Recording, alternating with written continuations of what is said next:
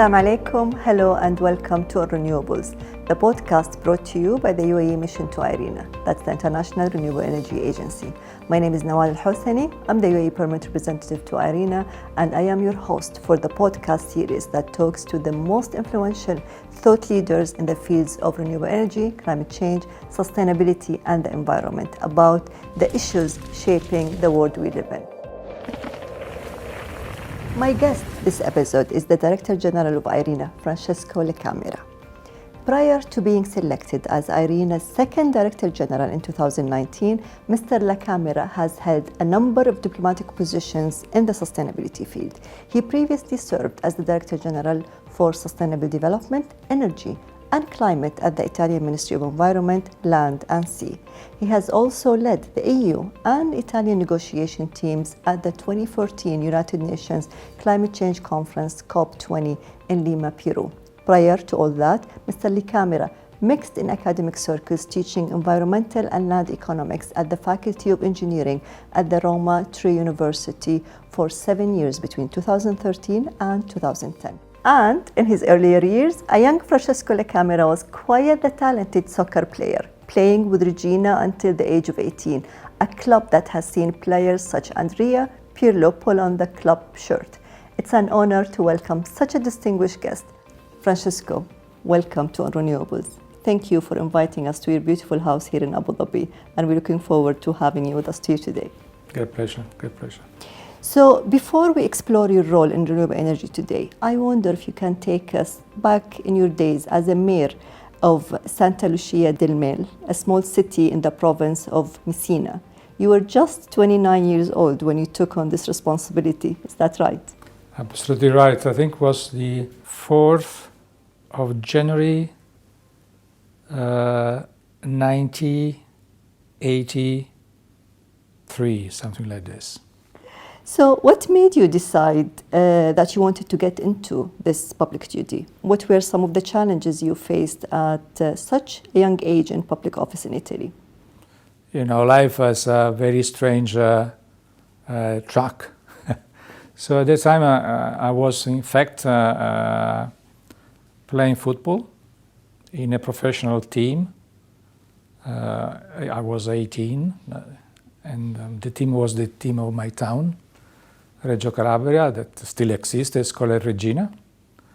And then in the year that was more important for my career, I had a bad accident, something physical accident. So I stopped for 6 months playing football. And after that, I went to play in Sicily. 1 year, to say, I've been hired for 1 year in a football team. That was the team of the town. Okay. And so I see all the boys and girls coming to me. I was something new in the city, asking me for making something for the sport, for themselves. So I put in my mind that I have to do something for these young people. And for doing something, I needed to be engaged in politics. It's what I did. And first I have been elected as a councillor. And after 1 year and something, I was elected by mayor. Well, I'm very, very interested in this football career, but we're going to talk about that in a bit. But you're absolutely right. Life takes you through a journey, and you have had a phenomenal journey from, having such a young career as politician to now having a great and a long, successful career in sustainability, environmentalism, and climate change. And, recently renewable energy being the head of the International Renewable Energy Agency. So why? Why this career? Why sustainability? So, when I start working, my first employer was the Ministry for Economic and Budget. At that time, they wanted to invent a new way to spend money in investment. So I was called to work on putting in place a process for assessing from a cost-benefit analysis project in the environmental area. We thought that evaluation has to be anchored to something solid. So we started to work on the goals. We have to connect the evaluation on projects, and this come to work on the sustainable development area. So we have been able to try to put together the goals of sustainable development in the context of assessing the priority in the various investments. And when you talk about sustainable development, you discover that energy is behind all the sustainable development goals. And if energy is behind all the sustainable development goals, clean energy and not other are behind all this, and this comes from to renewables. Fantastic. So how do you see IRENA growing since 2009 until now? The first task was the ability of my predecessors to make the agency grow, also in terms of numbers. Okay. So I think it's the agency that has grown more rapidly in the experience of multilateral organization. And what is important is that our membership is now believing, and we have seen the General Assembly, we've seen the last Council, we've seen the discussion we had today with the permanent representative, that now everyone believes that we are going to a new energy system that will be dominated by renewables and complemented by green hydrogen and modern bioenergy. So it was a long path from the beginning. So we were a niche, now we are mainstream. So what's the nature? How did you manage to deal with those challenges of aligning your international community and member states with the IRENA goals? Yeah, what is important is work. Okay. Second is building trust. Third, we are not a political organization. We are an intergovernmental one. We don't send political messages. We offer our vision to our membership that may contribute to our work. And this makes the difference. Our organization is a true organization, a true intergovernmental organization that you can trust. So some say that the biggest challenge that facing renewable energy is financing. Is that the case? And if this is the case, what is IRENA doing about it? This is true, but it's not completely true. Okay. In the sense, surely finance is important, in the sense that investment need money to be realized. But we see that the liquidity is there in the international market. So the way how to make this liquidity go into the right priorities. So in this respect, also policies are important. How the market structure is important, because our market has been structured based on a system that was dominated by centralized fossil fuel reality. So concerning investments, we made an estimate of 4.4 trillion of US dollar needed each year in terms of investment. That is a big amount of money. But if we consider that the world GDP is 90 trillions, and the investment are usually something going from the 18% to 25%, depends over the year. So we are just calling for having the 25% of the investments going to the energy transition. And we have to be careful to link the short term to medium and long term trajectory, so that we are able to gain in terms of economy and in terms of jobs, but also links this objective with the medium long term of the Sustainable Development Agenda and the Paris Agreement. So this is the reason for us that we have not only talked about money, but talk about policies and market structure, business model to make the money flowing go to the right direction. Absolutely.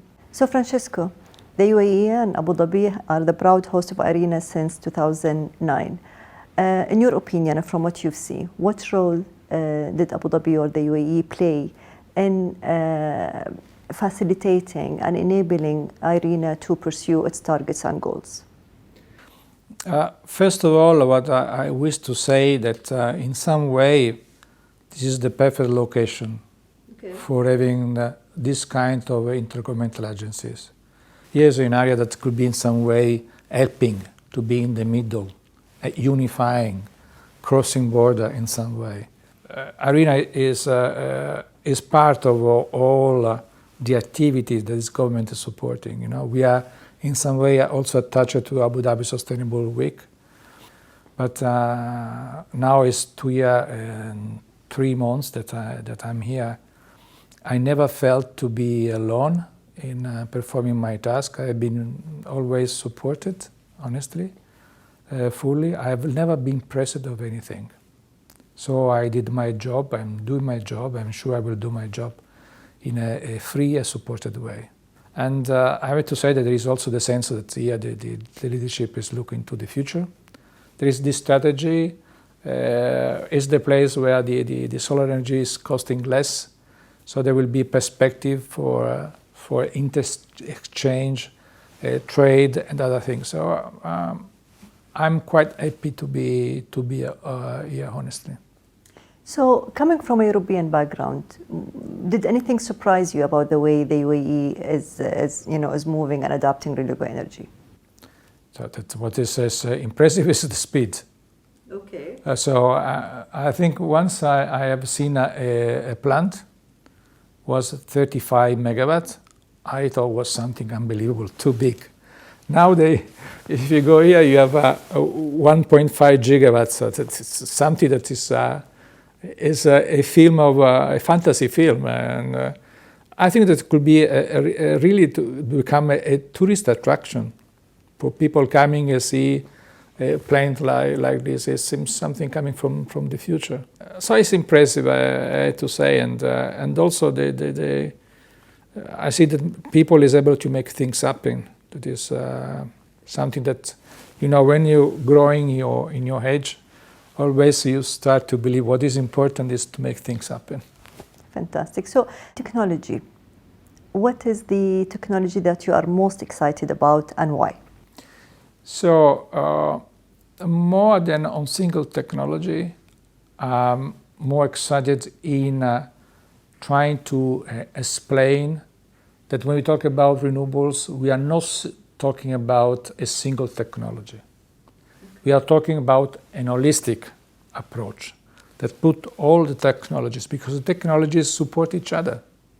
For example, hydropower is important for ensuring flexibility and stability in the system. Green hydrogen can be very important to electrify sectors that are difficult to electrify, as a transport, as a industry. So all work together. And I think we have the technologies that can make the difference already now. And we won't always make the difference between among invention and innovation. Okay. There are two different things. Yeah. So now we have not to invent new wheels. We need to innovate to make possible for green hydrogen to be more and more competitive, to make modern bioenergy more and more sustainable. So we need innovation. So, Francesco, one major event that is happening, hopefully in person, and by the end of 2021 is the COP26 in Glasgow.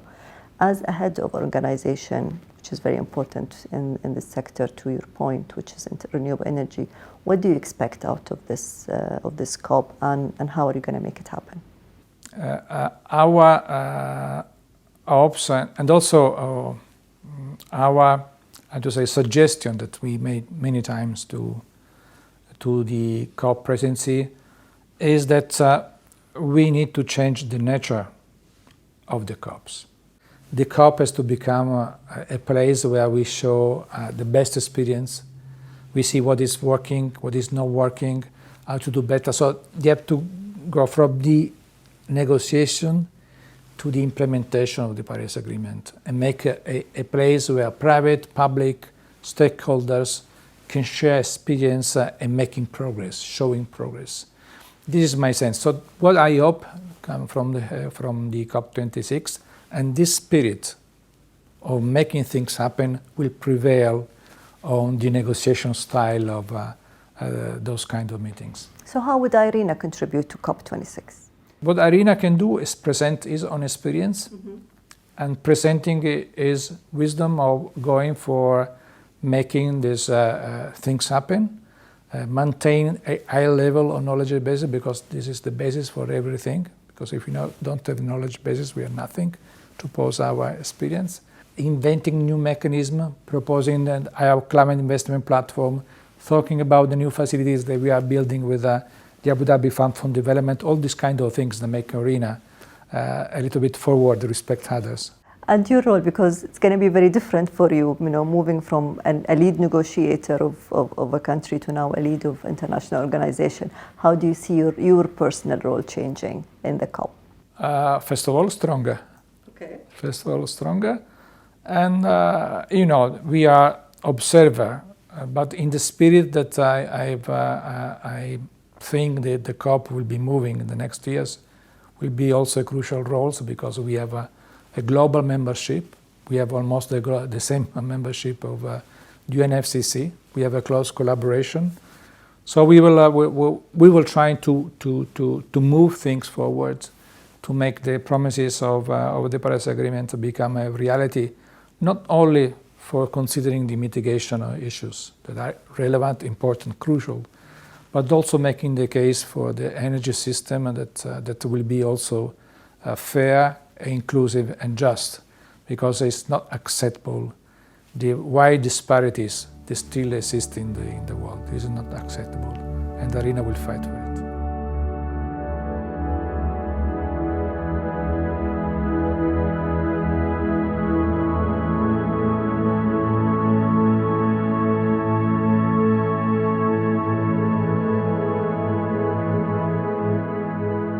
Welcome back to On Renewables. We are still with the Director-General of IRENA, Francesco La Camera. Francesco, thank you for staying with us.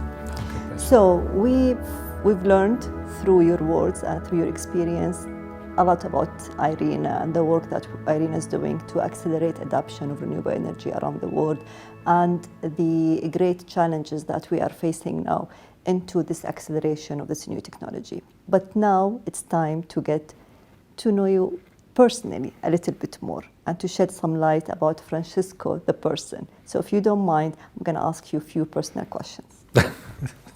Go ahead. Okay. So in the beginning of the interview, you've mentioned that you were a great soccer player, almost professional, and I would like to know a little bit more. Who is your team and who is your favorite player, past and present? My team is still the Regina. There is no playing in the Premier League anymore. And as player, you were not born Dr. Naval, so I don't know if you may know who I'm talking about. It was Omar Sivori. Omar Sivori was an Argentina player that played in Italy when I was 10, 12, and was playing for the Juventus, and then he played, I think, also for Naples. So that remained my favorite player of all time. If we are talking about the present time, I think my favorite is Messi. I think you may know him. I may have heard about him. You are very well traveled. You've traveled a lot, personally and professionally. Can you remember, or do you want to share with us one experience that stands out from all the exciting trips that you've done in your life? There is one silly thing that I'm always looking at my travel, the whales. So sometimes I've been traveling just for finding the whales. So it was my tour when I went to Australia, so go to the Fraser Island for taking a tour for seeing the whales. Or I took opportunity, for example, of the G7, Canadian G7 in Halifax, to go to Bryce Island to see the whales there, and then going to the Californian, to Monterey, to have the opportunity to go around to see the whales, and is also in South Africa. So I think that's strange to say, but it's one of the things that I've been always looking during my travel. Also other things, but the whales are a very special thing. As a person who's passionate about nature, do you have a favorite spot to travel? My favorite spot is my house in Sicily now, because I've not the chance to go so often that I always wait to go there. That my house is in the middle of nature, so the closest house is 3 kilometers from mine. So that now is my favorite spot, definitely. Naturally, I like to go skiing. That's inevitable. But now my house in Sicily is my little paradise. So speaking about home, what is your favorite home dish? rigatoni with ragu, that was this sauce made of meat.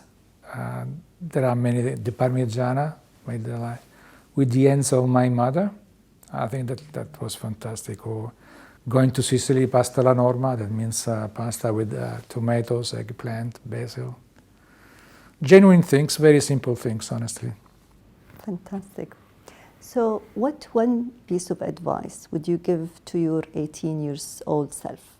My father say, life seems to be very long, but sometimes you realize that it's too short. So having this sense that life at the moment is short is something that you have already having in mind, and as someone else say, living every day of your life as was the last. It was something that was not perfectly clear to me at that age, but now it is enough. What is the one hope you have for the future? My daughter to be happy. Francesco La Camera, it was an honor hosting you for On Renewables. Thank you for being with us. Absolutely, Dr. Navarra, it's been a great pleasure now. Thanks for listening to On Renewables. If you liked us, subscribe to our YouTube channel and leave us a rating on Apple Podcast. And if you've got any feedback or questions for any of us at the UAE Mission, leave us a comment on our social media pages on Instagram and Twitter. Thanks for joining us. See you next time.